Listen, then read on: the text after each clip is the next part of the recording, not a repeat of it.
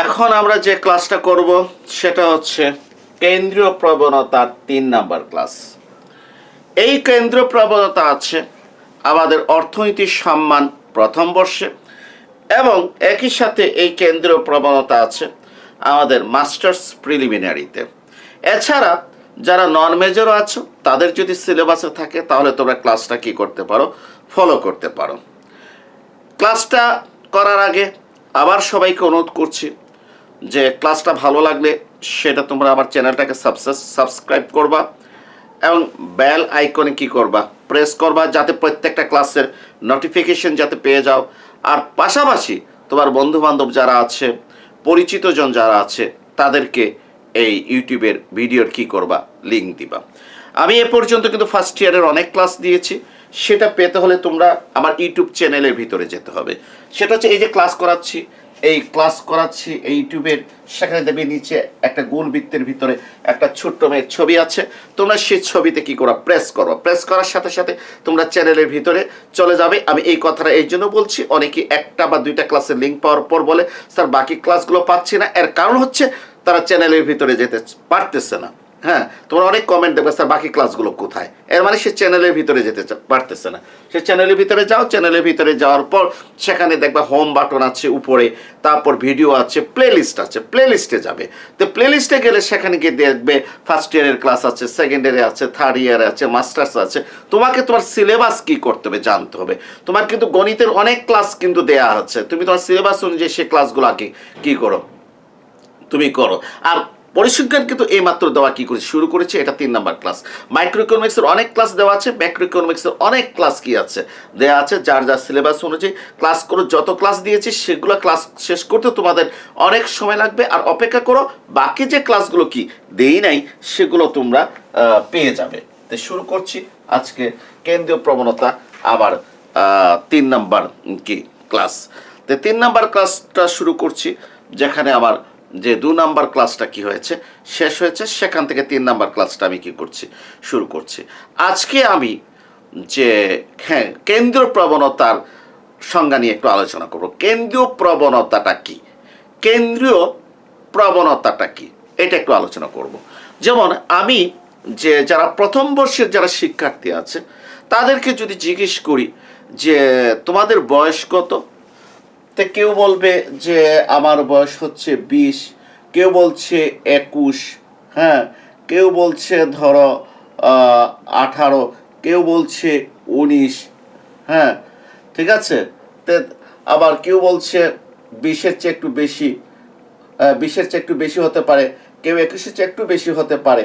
আমি দেখলাম যে কেউ আবার বলছে তোমার ২২ও বলছে, হ্যাঁ, এইভাবে বলছে। এবং ম্যাক্সিমাম দেখা যাচ্ছে যে বলছে যে বয়সটা কি ১৯, হ্যাঁ, ম্যাক্সিমাম। হ্যাঁ, বা দেখা গেছে যে ক্লাসে ৫০ জনের ভিতরে দেখা গেছে যে ২০-২২ জন কি বলছে তাদের বয়স ১৯। এবার কিছু সংখ্যক বলেছে ২০, কিছু সংখ্যক ২১, কিছু সংখ্যক কত বলেছে ১৮।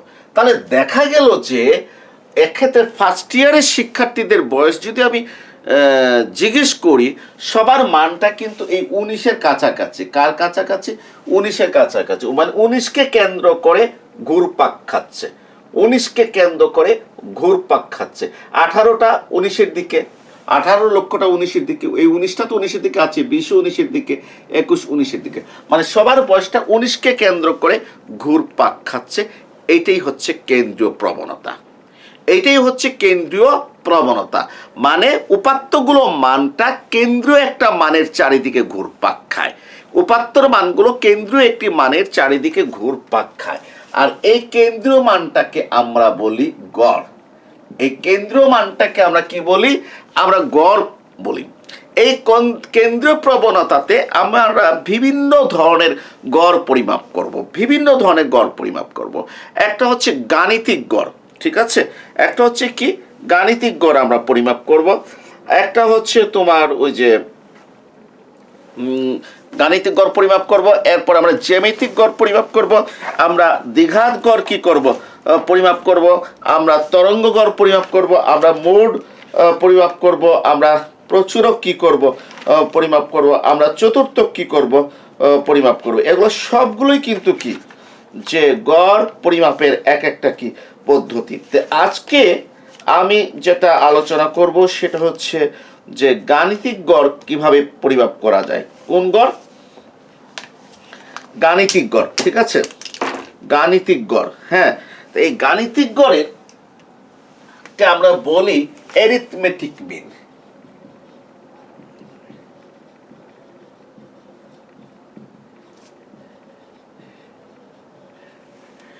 অ্যারিথমেটিক মিন, এই গাণিতিক গড়ের ইংরেজি নামটা হচ্ছে অ্যারিথমেটিক কি, অ্যারিথমেটিক মিন, গাণিতিক গড়, ঠিক আছে।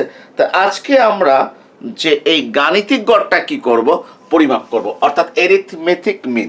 বাংলায় এটাকে কি বলা হয়? বাংলায় বলা হয় গাণিতিক গড়।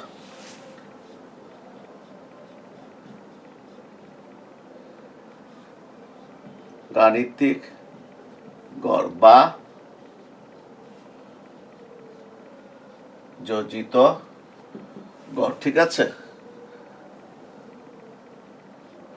গাণিতিক গড় বা যোজিত গড় ইংরেজিতে অ্যারিথমেটিক মিন বলে, ঠিক আছে।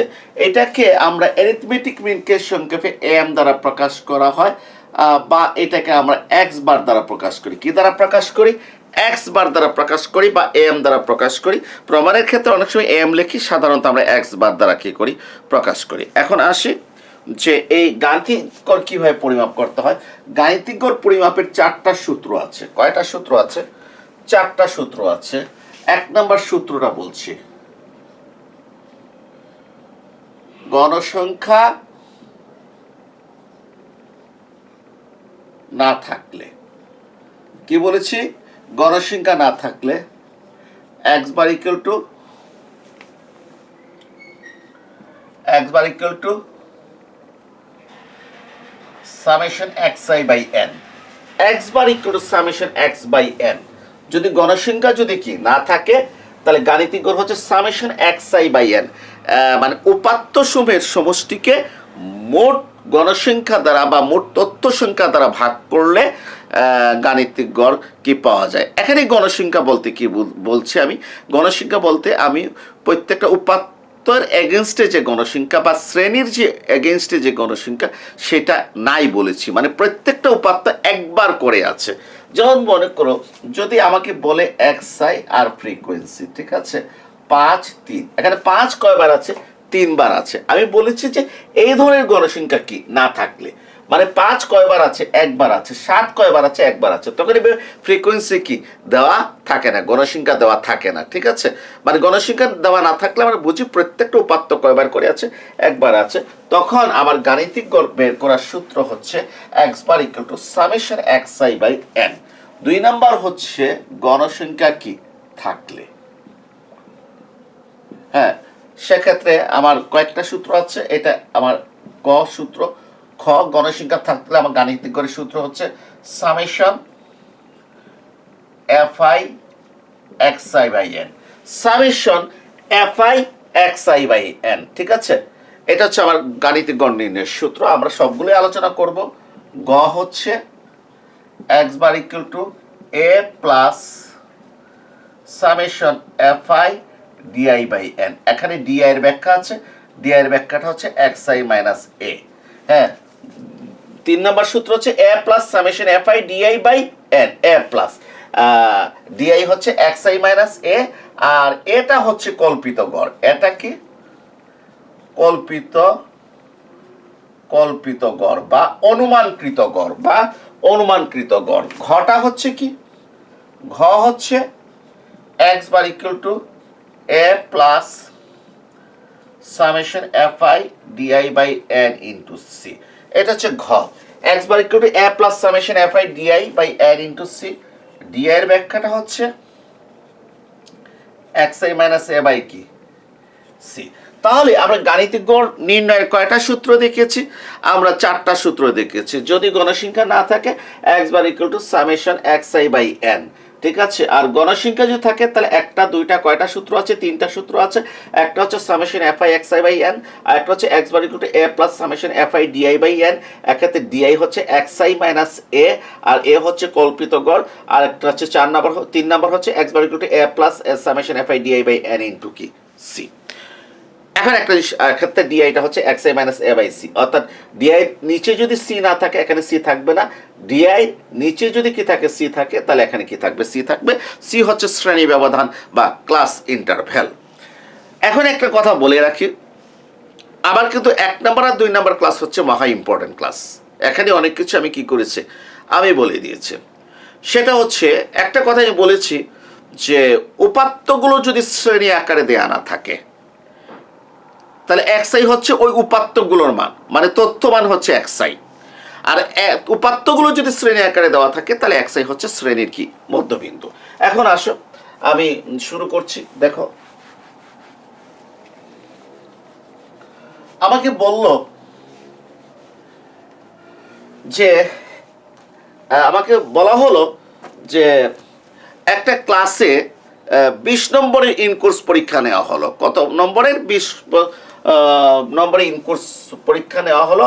এক্ষেত্রে 5 জন স্টুডেন্টের নাম্বার দেওয়া আছে। একজন 16 পেয়েছে, একজন 14 পেয়েছে, ঠিক আছে, একজন 12 পেয়েছে, একজন 18 পেয়েছে, আরেকজন কত 15 পেয়েছে। হ্যাঁ, 5 জন স্টুডেন্টের কি করা হলো নাম্বার দেওয়া হলো। আমাকে বলা হলো গড় নাম্বার বের করো। আমাকে কি বলা হলো গড় নাম্বার বের করা হলো। এর মানে কি এখানে কোনো ফ্রিকোয়েন্সি নাই, প্রত্যেকটা উপাত্ত কয়বার করে আছে একবার করে আছে।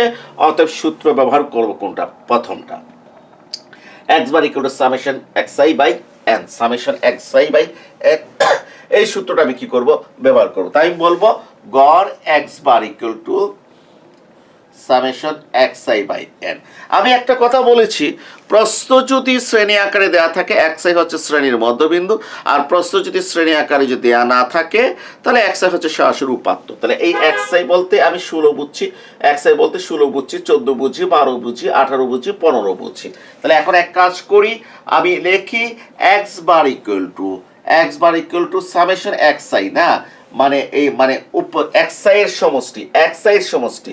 এই এক্সআই মানে কি এগুলো, যেমন এটা হচ্ছে x1 16, x2 14, x3 12, x4 18, x5 15। I মানে কি আই 1 2 3 4 5 আমি এর আগের ক্লাসগুলোতে আলোচনা করেছি। তো সামেশন এক্সআই মানে কি আমাকে 16 যোগ কত 14 যোগ কত 12 যোগ কত 18 যোগ কত 15, ঠিক আছে। সামেশন এক্সআই মানে এক্সআই এর সমষ্টি, মানে এই উপাত্তগুলোর কি সমষ্টি। আচ্ছা, কয়টা উপাত্ত আছে? একটা, দুইটা, তিনটা, চারটা, পাঁচটা। এন এর জায়গায় কত বসবে প্রিয় শিক্ষার্থীরা? এন এর জায়গায় 5 বসবে। তাহলে এখন দেখি আমি এক্স বার ইকুয়াল টু, ঠিক আছে, আমার 16 আর 14 30, 30 আর 12 42, আর 18 50, 60 আর 15 75, 75, নিচে কত 5। আবার একটু দেখি 30 42 50 60 আর 15 75, নিচে 5। সুতরাং এক্স বার ইকুয়াল টু কত 15। অর্থাৎ 75কে 5 দ্বারা ভাগ করলে আমার গাণিতিক গড় কত হয়েছে 15। এই বার মানে কি, যেহেতু গড় একটি স্থির মান, এই জন্য আমি গড়ের উপর এই বার চিহ্নটা দিয়েছি। আমার গাণিতিক গড় হচ্ছে 15। আমার আনসারটা কি হয়ে গেল। তাহলে আমরা প্রথম সূত্রের ব্যবহারটা শিখলাম। এক্ষেত্রে কিন্তু আমার ওই যে ফ্রিকোয়েন্সি দেওয়া থাকবে না, তখন আমি এই প্রথম সূত্রটা ব্যবহার করব, হয়ে গেল। এখন আসো আমি দ্বিতীয়, তৃতীয়, চতুর্থ সূত্রের ব্যবহার শিখব। এবং মনে রাখবে একটি মানে ফ্রিকোয়েন্সি যদি থাকে, ফ্রিকোয়েন্সি থাকলে এই দ্বিতীয় সূত্র ব্যবহার করতে পারি, তৃতীয় সূত্র ব্যবহার করতে পারি, চতুর্থ সূত্র কি করতে পারি ব্যবহার করতে পারি। কোনটা ব্যবহার করব সেটা আমাদের কি ইচ্ছা, আমাদের যেটা ভালো লাগবে আমরা সেটা ব্যবহার করতে পারি। তবে এই লাস্টের সূত্রটা কিন্তু সবচেয়ে সহজ মানে কি সবগুলোই সহজ। এই লাস্টেরটা হচ্ছে হিসাবের দিক হতে সহজ। তবে মনে রাখবে যে একজন শিক্ষার্থী এই 2 নাম্বার সূত্র দিয়ে অঙ্ক করলো, আরেকজন করলো 3 নাম্বার সূত্র দিয়ে, আরেকজন করলো 4 নাম্বার সূত্র দিয়ে। সবার আনসার কিন্তু কি হবে একই হবে। আমি যে সূত্রই ব্যবহার করি না কেন আনসার একই হবে। তিনটা সূত্রে আনসার কিন্তু তিনটা হবে না, এই কথাটা ভালো করে কি করো মনে রাখো, ঠিক আছে? তো এখন যে বিষয়টা হচ্ছে আমি যেটা হচ্ছে এইটার জন্য আমি একটা দাগ দিচ্ছি, একটু দেখো যে শ্রেণী লিখছি, কি লিখছি, শ্রেণী আর কি লিখছি, ফ্রিকোয়েন্সি লিখছি, ঠিক আছে? 10 থেকে 20, 20 থেকে 30, 30 থেকে 40, 40 থেকে 50, ঠিক আছে? 40 থেকে 50, একটা দুইটা তিনটা চারটা, আরেকটা দিয়ে দিই, 50 থেকে কত 60। হ্যাঁ, এই কয়েকটা দিয়ে দিলে যত বড়ই হোক না কেন আমরা সিস্টেমে অঙ্ক করব, ঠিক আছে? হ্যাঁ, আর জি এখানে হচ্ছে ফ্রিকোয়েন্সি 5, এখানে দিলাম 12, এখানে দিলাম কত 40, হ্যাঁ এখানে দিলাম 11, এখানে দিলাম 7। আমাকে প্রশ্ন করেছে গাণিতিক গড় বের করো। কি বলেছে? গাণিতিক গড়। মনে করো এখানে কিছু নম্বরে তথ্য দেওয়া আছে। 10 থেকে 20 নম্বর পেয়েছে 5 জন, 20 থেকে 30 নম্বর পেয়েছে 12 জন, 30 থেকে 40 পেয়েছে 40 জন, 40 থেকে 50 পেয়েছে 11 জন, 50 থেকে 60 পেয়েছে 7 জন। তা আমাকে প্রশ্ন করেছে, কি প্রশ্ন করেছে? আমাকে প্রশ্ন করেছে যে গড় নাম্বারটা কি করতে হবে, বের করতে হবে। গড় নাম্বারটা বের করো। তা আমি ঠিক আছে, আমি গড় নাম্বারটা বের করছি। প্রথমে আমি এই 2 নাম্বার সূত্র ব্যবহার করব, তারপর 3, তারপর 4। আগে 2 নাম্বার সূত্রটা আমি কি করব ব্যবহার করব, অর্থাৎ summation fi xi by n ব্যবহার করব। এখন মনে রাখো আমরা জাস্ট বলবো এইভাবে আনসারটা, হ্যাঁ, নিম্নে তালিকা তৈরি করে গড় নাম্বার বের করা হলো। লিখে রাখো আনসার দিয়ে নিম্নে তালিকা তৈরি করে গড় নাম্বার বের করা হলো। নিম্নে তালিকা তৈরি করে গড় নম্বর বের করা হলো। এখন এই তালিকাটা কিভাবে তৈরি করতে হয় এটা নিয়ে আমাদের অনেকের ভিতরে কি আছে, সমস্যা আছে। আমি আশা করি এই মুহূর্তে আজকে এই সমস্যাটা কি হয়ে যাবে, দূর হয়ে যাবে। তোমরা দয়া করে একটু ভালো করে শুনো, একটু মনে রাখার চেষ্টা করো তালিকাটা কিভাবে তৈরি করতে হয়। তালিকা তৈরি করার সিস্টেম হলো প্রশ্নে যে কয়টা ইনফরমেশন থাকবে সে কয়টা কলাম হবে। কে বলেছি? তালিকা তৈরি করার সিস্টেম হলো প্রশ্নে যে কয়টা ইনফরমেশন থাকবে ঠিক সেই কয়টা কলাম হবে। প্রশ্নে শ্রেণীর একটা ইনফরমেশন আছে, ফ্রিকোয়েন্সির একটা ইনফরমেশন আছে, কয়টা? 2টা ইনফরমেশন আছে, 2টা কলাম হবে। যদি প্রশ্নে 3টা ইনফরমেশন থাকে তাহলে কলাম হবে কয়টা? 3টা। যদি প্রশ্নে 4টা ইনফরমেশন থাকে তাহলে প্রশ্নে কলাম হবে কয়টা? 4টা। আবার এখানে কিন্তু প্রশ্নে 2টা ইনফরমেশন আছে, আর ম্যাক্সিমাম প্রশ্নে আমাদের ম্যাক্সিমাম প্রশ্নে 2টি ইনফরমেশন দেয়া থাকে। অতএব কলাম কয়টা হবে? আমাদের 2টা কলাম হবে ম্যাক্সিমাম প্রশ্নে। ঠিক আছে, এখন আমি কলাম তৈরি করছি। প্রথমটা হচ্ছে কি? শ্রেণী। প্রথম কলামটা হচ্ছে শ্রেণী কলাম, ঠিক আছে। এরপরে কলামটা হচ্ছে কি? ফ্রিকোয়েন্সি, ঠিক আছে। এখানে একটা কথা বলি, এই শ্রেণীর প্রথম শ্রেণী উচ্চ সীমা, পরবর্তী শ্রেণী নিম্ন সীমা সেম, অথবা এটা হচ্ছে বহির্ভূত শ্রেণী। তবে এখানে শ্রেণী বহির্ভূত শ্রেণী না অন্তর্ভুক্ত শ্রেণী এটা দেখার কোনো প্রয়োজন নাই, কারণ গাণিতিক গড় অন্তর্ভুক্ত শ্রেণীতে করা যায়, বহির্ভূত শ্রেণীতে কি করা যায়। যা তো শ্রেণী ফ্রিকোয়েন্সি, তাহলে কয়টা কলাম করেছি? 2টি কলাম করেছি। প্রশ্ন দেখে কয়টি কলাম করেছি? 2টি। বাকি কলাম করতে হবে সূত্র দেখে। কি বলেছি? বাকি কলাম করতে হবে সূত্র দেখে। তাহলে একটু বলে দিই যে কলামটা কিভাবে হবে। একটা হচ্ছে প্রশ্ন দেখে, প্রশ্নের ইনফরমেশন, আর হচ্ছে সূত্র। তাহলে প্রশ্নের কলামটা দুটো অংশে দেখে করব। একটা হচ্ছে প্রশ্নের ইনফরমেশন, 2টা ইনফরমেশন আছে, 2টা কলাম হবে। এরপরে কলাম হবে কোনটা দেখে? সূত্র দেখে। আমি কোন সূত্র ব্যবহার করছি? এই সূত্রটা ব্যবহার করব। অর্থাৎ এই সূত্রের আলোকে কলামটা হবে। যদি এইটা ব্যবহার করতাম এই সূত্রের আলোকে, যদি এইটা ব্যবহার করতাম এই সূত্রের আলোকে কলাম হবে, ঠিক আছে। তা আমি এইটা ব্যবহার করছি।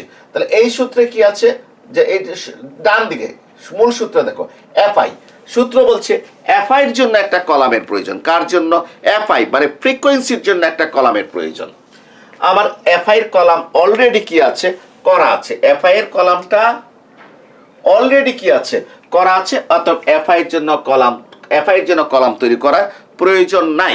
সূত্র বলছে এক্সআই এর জন্য একটা কলাম তৈরি করার প্রয়োজন। কার জন্য? এক্সআই এর জন্য। অতএব আমাকে কি করতে হবে? এক্সআই এর জন্য একটা কলাম তৈরি করতে হবে। ক্লিয়ার? আমাকে কি করতে হবে? এক্সআই এর জন্য একটা কলাম তৈরি করতে হবে। এবং আমি শিখিয়েছি কয় নাম্বার ক্লাসে, প্রথম ক্লাস এবং দ্বিতীয় ক্লাসে আমি শিখিয়েছি, প্রশ্ন যদি শ্রেণী আকারে দেয়া থাকে, এক্সআই হচ্ছে শ্রেণীর মধ্যবিন্দু। তাহলে আমাকে এক্সআই এর জন্য কি করতে হবে? একটা কলাম তৈরি করতে হবে। প্রশ্ন বলেছে এফআই এক্সআই গুণ দিতে হবে, গুণ দেওয়ার পর একটা কলাম হবে। এই জন্য আমি কি করেছি, এই দেখো, এফআই আর এক্সআই গুণ দিয়ে একটা কলাম কি করেছি, আমি তৈরি করেছি। প্রশ্ন আমাকে বলেছে সামেশনের জন্য কোনো কলাম তৈরি করার প্রয়োজন নাই, কারণ 2 নাম্বার ক্লাসে দেখিয়েছি যে যোগ করলে নিচে সামেশন পাওয়া যায়। যেমন এটা যোগ করলে সামেশন এফআই, এটা যোগ করলে সামেশন এক্সআই, এটা যোগ করলে সামেশন এফআই এক্সআই। সো সামেশনের জন্য কোনো কলামের প্রয়োজন নাই। এন এর জন্য কি কোনো কলামের প্রয়োজন আছে? একটা কথা মনে রাখবে, আমরা যতগুলো ক্লাস করবো পরিসংখ্যানের কোর্স শেষ হওয়া পর্যন্ত, ফার্স্ট ইয়ার থেকে থার্ড ইয়ারে যাবো, ফোর্থ ইয়ারে যাবো, মাস্টার্সে যাবো, কখনো এন এর জন্য কলাম তৈরি করা লাগবে না। কারণ এন হচ্ছে ফ্রিকোয়েন্সির সমষ্টি। এর মানে হচ্ছে এই যে এফআইটা যোগ করবো না, নিচে আমি কি পাবো? Summation FI. এই এফআইটা যোগ করলে কি পাওয়া যাবে? এন পাওয়া যাবে। সেটা গত ক্লাসে আমি আলোচনা করেছি। তাহলে দেখো তো আমার কলাম কয়টা হলো? 1টা 2টা 3টা 4টা হয়ে গেল। আবারও একটু দৃষ্টি আকর্ষণ করছি, কলাম হবে প্রশ্নের ইনফরমেশন থেকে। প্রশ্নে 1টা 2টা ইনফরমেশন আছে, কলাম কয়টা হয়েছে? 2টা হয়েছে। বাকি কলাম হবে কোনটা দেখে? সূত্র দেখে। কি দেখে হবে? সূত্র দেখে বাকি কলাম হবে। সূত্র কোনটা ইউজ করছি? এইটা ইউজ করছি। তাহলে এটা বলছে এফআই এর জন্য একটা কলামের প্রয়োজন, আমি এফআই এর কলাম করে ফেলেছি, আর লাগবে না। সূত্র বলছে এক্স এর জন্য একটা কলামের প্রয়োজন, আমি এক্স এর কলাম কি করলাম? করলাম। সূত্র বলছে এফআই এক্স এর জন্য একটা কলামের প্রয়োজন, আমি এফআই এক্স এর কলাম করলাম। সূত্র বলছে এন এর জন্য একটা কলামের প্রয়োজন, আমি বলছি এন এর জন্য কলামের প্রয়োজন নাই, কারণ ফ্রিকোয়েন্সি যোগ করলে এন পাওয়া যায়। কারণ আমরা জানি যে summation FI equal to N. ঠিক আছে, কলামগুলো হয়ে গেল। এখন আমি আমার অঙ্ক কি করব? করে ফেলবো। এখন আমি আমার অঙ্কটা কি করব? আমার অঙ্কটা আমি করে ফেলবো। জি, শ্রেণীটা কত? 10 থেকে 20। ঠিক আছে, তারপরে কত? 20 থেকে 30, 20 থেকে 30। ঠিক আছে, এরপরে কত? 30 থেকে 40, 40 থেকে 50,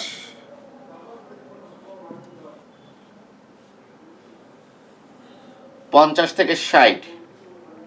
ঠিক আছে, আমি একটা কথা বলছি, অনেকে দেখি এই ঘরগুলো,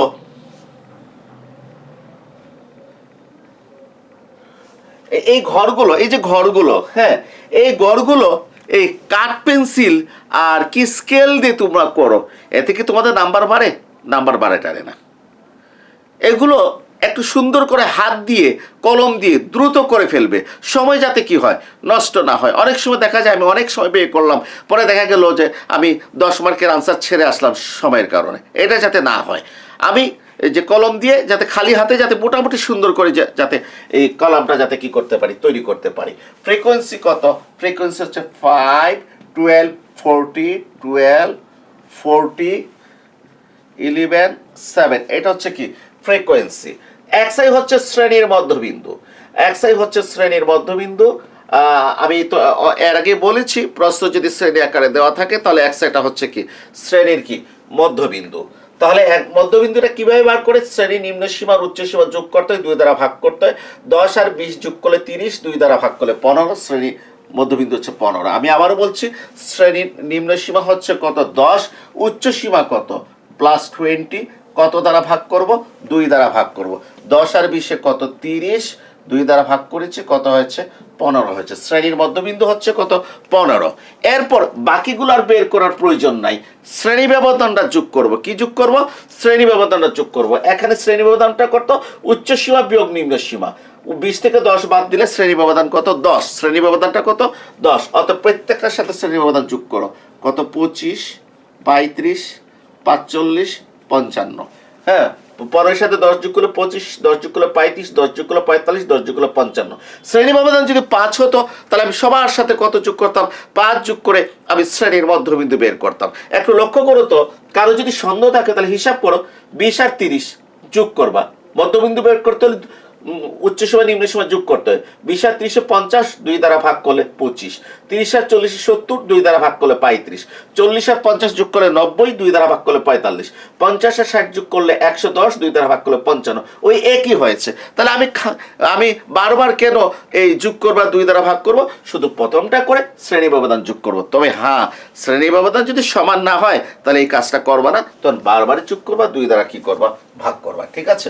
এরপরে দেখো, হ্যাঁ, এখন আসো, এই যে যোগ করেছি, 2 দ্বারা ভাগ করেছি, এগুলোকে দেখানো লাগবে? কোনো কিছুই দেখানো লাগে না। একটাই মনে রাখবা, পরিসংখ্যানে আমরা তালিকাতে যে কাজগুলো করি এগুলো আলাদা কোনো ব্যাখ্যা বিশ্লেষণের কোনো কি প্রয়োজন নাই।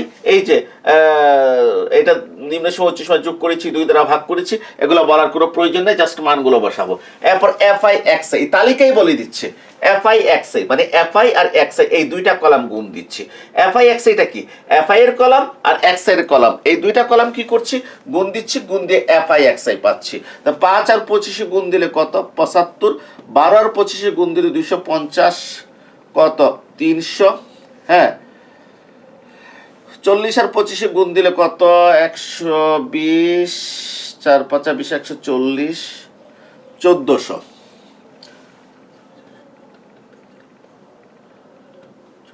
1400, ঠিক আছে। এরপর হচ্ছে 11 আর 45 হচ্ছে কত? 450, 495। ঠিক আছে। এরপর 7 আর 50 গুণ দিলে 350, 5 7 35 হচ্ছে 385। ঠিক আছে। এরপর আমি একটু কি করছি, আমি একটু ক্যালকুলেটর দিয়ে একটু চেক করে নিই। হ্যাঁ, একটু চেক করে নিই, পরে আবার ভুল যদি বের হয় সেই জন্য বলছি। 5 5 75, ঠিক আছে। 12 ইন্টু কত? 25। 12 ইন্টু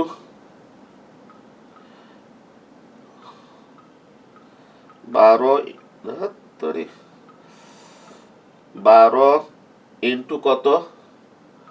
25, 300, ঠিকই লিখেছি। 40 ইন্টু 35, 40 ইন্টু 35, 1400, ঠিকই লিখেছি। 11 ইন্টু 45, 11 ইন্টু 45 কত?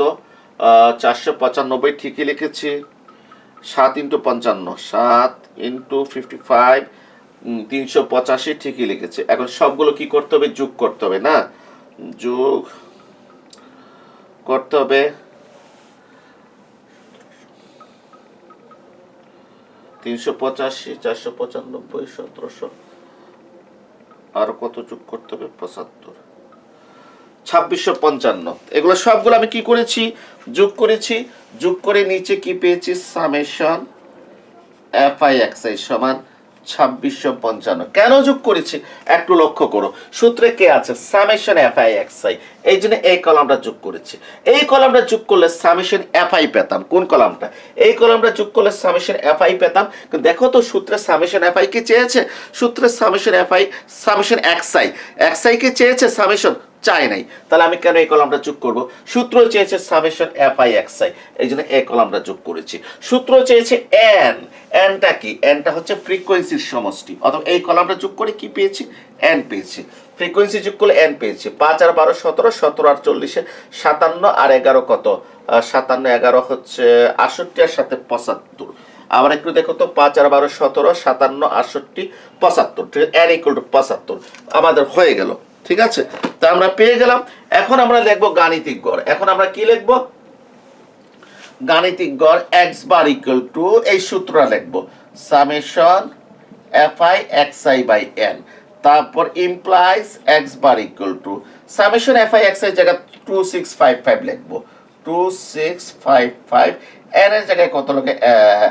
75। সুতরাং এক্স বার ইকুয়াল, কেউ যদি এইভাবে একটা থার্ড ব্র্যাকেট দিয়ে যদি বলো যেহেতু summation FI x i equal to 2655 আর এন ইকুয়াল টু কত? 75, এইভাবে ডান দিকে যদি উল্লেখ করে দাও, উল্লেখ করে দিতে পারো। আর কেউ যদি উল্লেখ করতে না চাও উল্লেখ করো না, কোনো অসুবিধা নেই, আমরা তো বের করেছি। ঠিক আছে, এখন 2655-কে আমরা 75 দ্বারা ভাগ করব, এই যে n দ্বারা ভাগ করব। ঠিক আছে, 2655-কে কত দ্বারা ভাগ করব? 75 দ্বারা ভাগ করব, 75। ঠিক আছে, সমান 35 দশমিক কত?